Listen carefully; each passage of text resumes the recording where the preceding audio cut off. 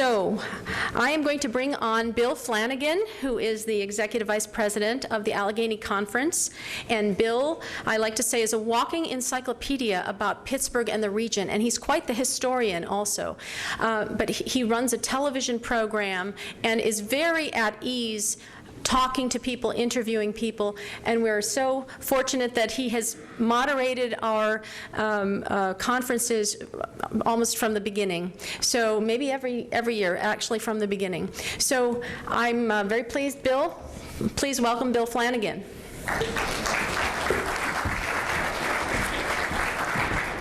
Thank you, Simon. Thank you, Simon. Great to be here with everybody this morning. We've got a great panel for you today on sustaining the future in energy and new technologies. Have a seat. Quickly, our panelists, I'll let you know, and I'm kind of going to work, well, I'm going to work from the middle and then there and then over there, right? So Alan Daza is the Vice President for Upstream Oil and Gas at Aquatech. He's responsible for process design, engineering, sales, and business development of waste and wastewater systems for the power, oil and gas, and mining industries. Let's see, next to him to my right here is Michael Lordi, the Vice President of Global Service for Elliott Group. Mike directs the worldwide service operations for the company, and he's overseeing the ongoing expansion of Elliott's service operations in Saudi Arabia, the UAE, China, India, and Brazil. And over there on the left side, Dr. Gregory Reed, the Director of the Electric Power Initiative and Electric Power Systems Lab, Interim Director of the Center for Energy at the University of Pittsburgh. He's got nearly 30 years of experience of combined industry and academic experience in the electric power energy sectors, including positions in engineering, R&D, and executive management throughout his career. So it's a great panel, and Pittsburgh's a great place to talk about innovation in the energy industries. After all, we kind of invented it all here over the last 150 years. First oil well was about 100 miles that away. First natural gas well, commercial one, was 18 miles that away. Pittsburgh engineers pretty much got the lights on and electrified America and much of the world with alternating current, and along the way we deployed commercial nuclear energy in Pittsburgh as well. So it's a great story, and today there's literally hundreds of companies here that are still in the global energy supply chain, and manufacturing components, in some cases delivering direct energy systems and services. We've got two examples of those supply chain companies here with us today to be part of this conversation. So with that kind of sets the scene, and hopefully we can share a little bit about what's really on the cutting edge here in our region, and what we might be able to share with the rest of the world. What you will find out very quickly is that our company representatives have significant experience in the Middle East as well. So hopefully we can get a picture not just what's happening here in southwestern Pennsylvania, but some of the activities that are happening overseas as well. And I think I'll begin with Aquatech, Alan, and maybe tell us a little bit about the company, what it is you all do, and in particular, what are you doing in the Middle East these days? Good morning. Thank you. Well, Aquatech is a local company. We're based in Canonsburg. Been in the industry since 1981, and what we provide is technologies and water treatment solutions for the industrial market. We've been spending, I would say, the last 15 to 20 years heavily in the Middle East, spending a lot of time and developing a lot of relationships. We've also supplied quite a few projects in Saudi Arabia, the UAE, and also in Oman. One of our, I would say, one of our proudest moments has been the facility with Occidental Petroleum in Mukhaizna in Oman. That's a world-class facility treating approximately 20,000 gallons per minute. 20,000 gallons per minute of produced water. It's a project that's... You could try it. I'm cutting in and out a little bit. But. It's a project that we've been working on over the last... Try it again. We've got a... It's a project. Oh, we've definitely... Oh, there you go. That's good. Sure. It's a project there you go. We've been working on for over the last 7 years, and it's what we consider ourselves as a flagship installation for us. It really represents cutting-edge technology and the ability to treat very difficult water and produce it to a product. So that's what we see here on the screen right now. Tell us a little bit about what we all see there. What you see in the top left-hand corner is the Mukhaizna facility I was just mentioning. That was the phase 1 facility that we did. The top right-hand corner is also the second phase of that facility that we've been working on. We've also done a lot of work, as I mentioned before, in other parts of the Middle East, Saudi Arabia, especially with Aramco, SABIC. What you see on the bottom left-hand corner is multiple-effect distillation. That's a 10,000 cubic meter per day facility at the refinery. So it's, like I said, we look at the Middle East. I think there's one of the topics I've seen talks about Saudi Arabia as a kingdom of opportunity. We look at it as a region of opportunity. It's a fantastic opportunity for companies like ourselves that can promote technologies. And I think the key thing is you're looking for clients who are what I'll call technology adopters. The energy market, especially the oil and gas market, if a lot of you folks have been in this oil and gas industry, can be extremely conservative. There's no doubt. So when we have the opportunity to bring in new technology, we spend a considerable amount of time and energy in promoting that technology and having it adopted by the customers. All right, very exciting stuff and very big projects too. So you guys are deploying really large industrial facilities, right? Yes, absolutely. Yeah, it's pretty amazing out of Canonsburg, Pennsylvania. Let's talk a little bit about Elliott. You're a little older than Aquatech's, about almost 35 years old. Elliott goes back a little farther than that. Yeah, it does. Thanks, and good morning, everyone. It's a pleasure to be here. Elliott Group designs and engineers precision rotating equipment that's used in the chemical, petrochemical, and general industries. We're a wholly owned subsidiary of a Japanese company. It's a publicly traded company called Moderator. And Elliott Group, we have nearly 3,000 employees worldwide. And 1,000 of those employees are in Westmoreland County, just about 15 miles east of here, where we have a primary manufacturing facility. We also manufacture in Japan, and we have 40 service centers located throughout the world. And like Bill intimated, we've been in business continuously for more than 100 years. So it's a remarkable feat when you think about it. 100 years of operation here in Western Pennsylvania, day in and day out, making equipment that goes throughout the world. And our customers are located around the world. More than 70% of the things that we make are exported outside the U.S. and outside of Japan, which is sort of backward thinking from what the man on the street thinks. We make very complicated products and by very, very skilled craftsmen in the U.S. for export. And most of our customers are in China, India, Brazil, and of course the Middle East. Elliott has a very long history in the Middle East. We've been selling equipment there for more than 50 years and built up with a very, very extensive installation base throughout the region. And the Gulf nations, as you all know, are continuing to expand their petrochemical facilities and invested heavily in the further processing of crude oil and gas. Elliott Group has provided many steam turbines and large process gas compressors to be used in these facilities, and we are expanding our local footprint there to go along with that. We have facilities today in Abu Dhabi, Bahrain, and another one under construction in the Kingdom, in Saudi Arabia. So our customers are requiring more localization. You've heard Saudization as one of the big key phrases in the region, and we fully support that and are investing heavily in it. So it's a fun time to be in a business, and it's a great thing. Yeah, so we saw those pictures of those big facilities. What piece of them do you have? We actually have particularly in ethylene plants. We talked about ethylene a little this morning. The heart of the ethylene plant is, after the furnaces, is a compression equipment. And this is very large compressors and steam turbines that are driving them. That compressors weigh 500,000–600,000 pounds. Very, very large, very highly specified. From the time you order one to the time you get it, it's 2 years. By the time it gets installed and up and running, it's another year. And the expectation is, and we'll talk about this a little in a few minutes, is that machine is going to run continuously for the next 7 to 10 years. With scheduled outages every 7 to 10 years. So that equipment really has to run before the scheduled outage that won't happen for 7 to 10 years.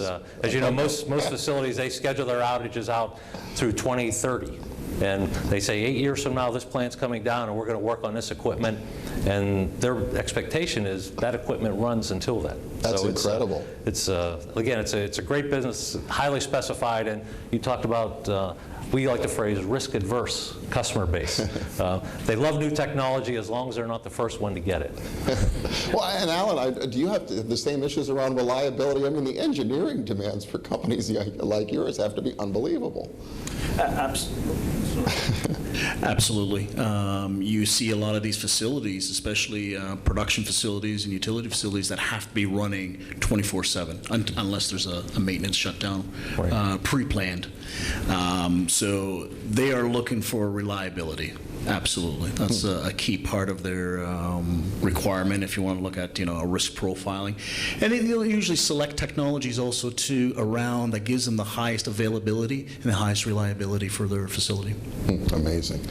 So a great engineering tradition clearly for companies from Pittsburgh and Canonsburg and Jeanette to be able to play in that space for the decades that you've been doing it. A lot of that engineering acumen springs out of our universities here, University of Pittsburgh, Carnegie Mellon, Penn State. We're a treasure trove of engineering expertise. Tell us a little bit, Greg, about what Pitt's up to these days when it comes to the energy space. Sure, and since we're talking about organizational longevity, we started up in 1787, but our first university west of the Allegheny. That's right. We were the true pioneers of education coming out west. Our Center for Energy was developed a little more recently than that, but we really work across a very broad spectrum of energy research as well as education, and part of our mission, of course, as a public university, is community partnership with companies like this and many others who are represented in this room. But our work spans everything from advanced materials and energy applications to work that we do in shale gas development, oil processing, nuclear energy technologies, renewable technology developments and integration, and a lot of that also centers around the delivery networks, our electric power grid, our gas pipeline systems, and a lot of the components and advanced technologies that go into all of this to support the overall energy infrastructure that we have not only in this country but around the globe. And some of our work in particular, one of the areas that I specialize in is electric power grid technologies, and Bill mentioned it. We were the pioneers here in Pittsburgh with the Westinghouse and Tesla days and the original war of the currents between them and Edison that really created what has become an AC world of electricity delivery and application.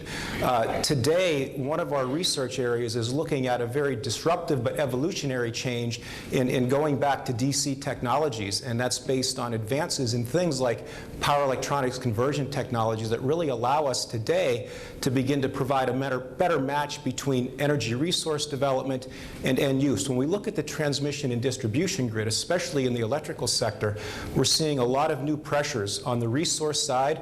We're seeing a tremendous change in the portfolio of the types of energy resources we're putting into the system. A lot of that's happening, of course, based on what's going on here in Pittsburgh and in western Pennsylvania, but also the locations of new resources. As we look to integrate new types of resources, they're not where we have traditionally built our grid infrastructure that exists today, much of it built out between the 1930s and 1970s. So it's an aging and antiquated infrastructure. On the other end of it, we're seeing a lot of pressures from the consumer side. Consumers wanting to put their own distributed energy resources on their end, be more self-sustaining, development towards microgrids. And some of these new resources are actually direct current based, so a lot of our work is in how do we look at a future that has more of a direct current infrastructure. And so we're not only doing a lot of work in these areas, but again in all the supporting technologies and applications around it. We just opened up a new power systems lab on the campus of the University of Pittsburgh to allow us to begin to do more of that development, not only help to educate, again, this new generation of professionals that can provide engineers and talent for companies like this, but also provide some of the leading edge research that allows us to advance what we want to call the modernization and expansion of the power grid into the future. So that's some of what we're doing here. Yeah, amazing stuff. Can you tell us a little bit about, this is part of the lab, I would take it, right? This so is what part goes of the lab on there? What do you do in a power systems lab? So what we have in this lab is really really a small microgrid in itself. We have an infrastructure that allows us to test technologies, provide what you would see in typical commercial and industrial and residential facilities as end-use products, and test these new integration technologies and develop them through an infrastructure that's connected to everything from solar panels on the roof of our building to a small gas generator and some small wind turbines that we're looking to put in. So this really provides an opportunity to create what we'd like to call smart grid technologies. You've probably heard that term a little bit in the past. Everything from controls and communications to the hardware that goes into that. Amazing stuff. So all three of you guys, in different ways, you're kind of on the cutting edge. You're pushing the edge of the envelope, right? Greg's there exploring what the grid's going to look like in the not too distant future. Aquatech's developed mobile water purification systems that can go right out to the well pad in the Marcellus Shale. Elliott all over the world with these big, supporting big facilities with the newest technology. Yet you're saying you're supporting a customer base that doesn't like to take risks, doesn't really like to necessarily be the first adopter. So I got to ask you, what are you trying to sell them on right now? What's sort of the hot thing in your space, in your industry, within your country that you think they gotta believe in, and somebody's got to take the plunge and try? Mike, I'll start with you. Well, to start with, in many of the new facilities are being built in the Gulf in particular, the size of these plants are growing dramatically. The capacity of the plants are going up, which requires the equipment to change. So the equipment now is being asked to do things it never had to do before, as far as capacity, running speeds, efficiencies, things like that. So the users are forcing themselves to take new technology on. So as we develop new aerodynamic lineups for the compressors to be more efficient, to be able to run at faster speeds with less interruptions, and to take maybe not as clean a gas or a liquid to process, the equipment is by its nature needs to change. So that's either new materials, new process specifications to either in welding technology or even temperatures the materials have to operate in. Some of these compressors, when you look at them, the beginning of the process, the compressor again is almost as large as this room. The first end of the compressor will be encased in ice because the gas coming in is very cold. So it's coming in very cold and it gets compressed, and then the back end of the compressor is totally clean because by then the temperature gradient across it has changed so much that the ice disappears. And so that equipment can't change or move as it changes in temperatures. Things tend to distort or move. So you have to plan for that, engineer that in, have the right materials that can go from minus 150 degrees on this end to plus 90 degrees on the other end. So it's very complicated, and it's a tribute to the engineering expertise that we have in this part of the world. And I wonder, are your customers the ones who are saying, we got to be bigger, we got to be faster, yes, or is it Elliott saying, wait a minute, you need to think about these technologies? Both? I'd say it's both, because the customers come in and say, geez, the economics of this plant require it to be this big. So can we do that? We don't want to have multiple strings of small equipment. We want bigger strings of less equipment because it's more reliable, less maintenance. So we force each other into new things. And of course, the engineers being engineers, they love it because there's nothing that engineers like to do more than to engineer new products. Sure, yes. Tell me what the problem is. Just make sure you give me enough money so I can solve it. With enough time and money, we can do anything. We can do anything. How about at Aquatech? What's sort of driving innovation right there? What's pushing your world? Well, a lot. There you go. Use the microphone here. Having difficulty today. I think what's been driving a lot of innovations in the water industry and water space is obviously solving the water problems, not just looking at pure water, but utilizing wastewater sources and converting it into pure water. So you're looking at that technology side of things. But another area that's been really pushed, and it's pushing companies like ourselves on from an innovation standpoint, is looking at a cost. Finding the most or the least expensive way of producing a gallon of water. Okay, that's a big criteria with a lot of these companies. They look at operating costs, OPEX, life cycle costs, especially when you're dealing with the end users. they're going to be operating your equipment for the next 20, 25, 30 years, okay? They're not looking at just the initial investment, capital cost investment. They want to know, okay, will this technology give me, at this stage, a cutting-edge technology, will it give me the most cost-effective solution? So I'd have to say a lot of our innovations have been going towards, cost-effective. Okay, very good. Greg, how about, I wonder too, now obviously a lot of focus, you talked a little bit about the grid issues here in the United States, in our region, it's aging infrastructure. Are there similar issues around the world as we begin to navigate toward whatever the energy future looks like? Well, that's an interesting question. It's a mix. You know, when we look to developed nations like the United States, many parts of Europe, Japan, they're running into the same issues that we are with aging infrastructure. And it's not just the grid, right? We see this with our bridges, with our highway systems, everything. They're running into similar issues, and we're trying to learn from each other on how we begin to address these in an economic and efficient way. But when you go to countries that are starting to look at this and are developing and are more greenfield about it, one example, of course, is central China, where they're just building out huge amounts of new infrastructure. In their power systems, they're jumping right into the latest technologies right from the beginning. So rather than going in the electric power grid example, rather than going to these legacy AC systems, they're moving right into massive power conversion and high voltage DC delivery systems, which provide a lot more efficiency, a lot more capability over given rights of way than what we can do with existing technologies. So it's a mix, Bill, and we're trying to learn from what's going on around the world, actually, as we see all the different pressures in different ways from different countries begin to really create opportunities for advancement. So this is where we come in, I think, as a research university and one that partners a lot with our regional industry. Our work isn't always just advanced research that's not going to happen until another 20 years. We work quite a bit with industry partners that have needs right now that our engineers can solve. And in many times we are working in areas where the industries that they serve, like the electric utility industry, is very risk averse as well. And so we have to make sure that we have a good balance of that technology advancement that might not be realized for another decade or more, along with things that need to evolve today and work very closely. And so part of our solution as well is as we educate this new generation of professionals, getting them out into the industry to start to change the dialogue around innovation in solutions and start to speed up their applications quite a bit. Yeah, I mean, and Pitt, I guess a lot of universities around here are really making a big push into this space, because for a long time there wasn't a whole lot of demand for power engineers. And is that changing? It's changing dramatically, yeah. From the oil embargo until the turn of this century, we underinvested in a lot of our infrastructure, including things like the grid. So power engineering programs started to recede in the 1990s, and we're starting to see a big increase now in that demand. Our students, they have multiple job offers.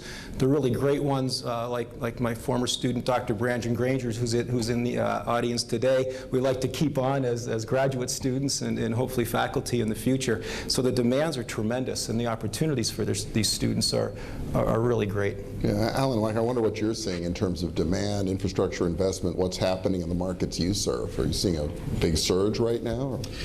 Yeah, in certain markets, absolutely.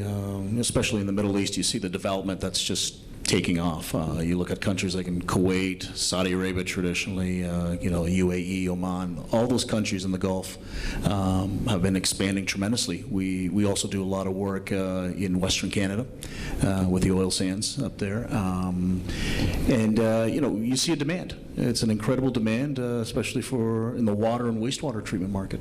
Well, and that seems to be a universal issue, doesn't it? I mean, we're blessed here in Western Pennsylvania. I think we have one of the most reliable watersheds in the United States, but we got to keep it clean and pure at the same time, which means it's just as big an issue here as where you have water plenty is when you have water scarcity. Absolutely, and especially when you have that water scarcity, that's where you bring in a lot of innovation and technology. With scarcity, you're forced to look at alternate water sources that you would never expect to. A lot of people look at, wastewater in some countries is for certain facilities in certain countries, that's actually your primary water source is wastewater. So you treat it to a certain level so that you can reuse it and recycle it into your facility. And that's part of what that water purification, you all developed a mobile system. You might want to tell a little bit about what you've done to support the Marcellus shale industry, because it's fascinating. Because you have these enormous facilities and somehow you squeezed it onto an 18-wheeler. Yeah, absolutely. Not only do we do large capital projects, but we also have a very robust service business here in the Marcellus shale. The company a few years ago, Venki Sharma, our president and CEO, had a vision of what was happening here in the Marcellus shale as a service-based business. And what we did is we basically took our technologies and made them mobile. We made our evaporator mobile. We made our clarifier mobile. And so we ended up having it's called a MoVap, or a Mo suite of technologies. It's for mobility. And it was very important, because you see a lot of where the wells were being, in the Marcellus shale area, treatment was done locally. It wasn't done concentrated in one area. We are seeing that more and more. We do have now a facility where it allows you to bring in your produced water or your frac water, flowback, so that it can be treated and it can be reused or it can be discharged. So we're seeing a lot of that here in the Marcellus shale from the service side of the business. It's very much a service-driven model here. Very interesting. I wonder, too, you've got the whole world you're dealing with.